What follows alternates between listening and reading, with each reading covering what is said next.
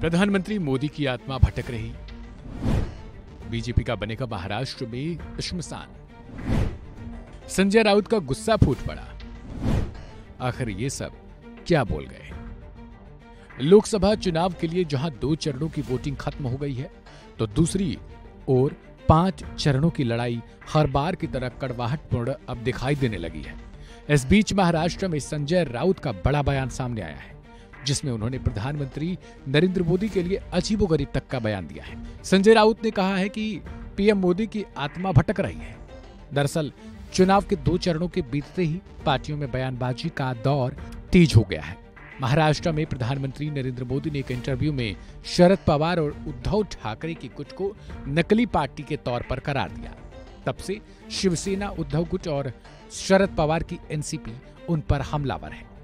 लगातार पीएम मोदी को लेकर कटाक्ष किए जा रहे हैं। इसी क्रम में शिवसेना उद्धव गुट के नेता संजय राउत ने भारतीय जनता पार्टी और प्रधानमंत्री मोदी पर तीखा हमला करते हुए कहा है कि उनका महाराष्ट्र से कोई लेना देना है ही नहीं। राउत ने कहा, यह आत्मा जो मोदी जी की भटक रही है, यह बीजेपी का श्मशान बनने जा रही है। उन्होंने कहा कि भारतीय जनता पार्टी का अगर कहीं अंतिम संस्कार होगा तो महाराष्ट्र में होगा, आप देख लीजिएगा। संजय राउत ने आगे भी अपने हमलावर तीखे रवैये को जारी रखा और उन्होंने कहा, यह आत्मा जो दिल्ली और वाया गुजरात से महाराष्ट्र में आती है, वह बार बार महाराष्ट्र में क्यों भटक रही है? इसलिए भटक रही है क्योंकि महाराष्ट्र भारतीय जनता पार्टी के लिए 4 जून के बाद एक शमशान की तरह होने वाला है।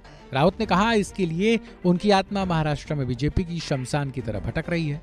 राउत ने कहा, हमने यह तय किया है, जो महाराष्ट्र के दुश्मन हैं, जिसने महाराष्ट्र तोड़ने की साजिश की है, चाहे शरद पवार हो, चाहे उद्धव ठाकरे हो, उनकी पार्टी को तोड़ने की कोशिश की है, उनकी आत्मा जो है महाराष्ट्र और मुंबई में भटक गया है। यहाँ के उद्योगपति, यहाँ की संपत्ति सब कुछ हड़पना चाहते हैं। यह आत्मा और इस आत्मा के साथ हमारी लड़ाई है, यह अघोरी आत्मा है।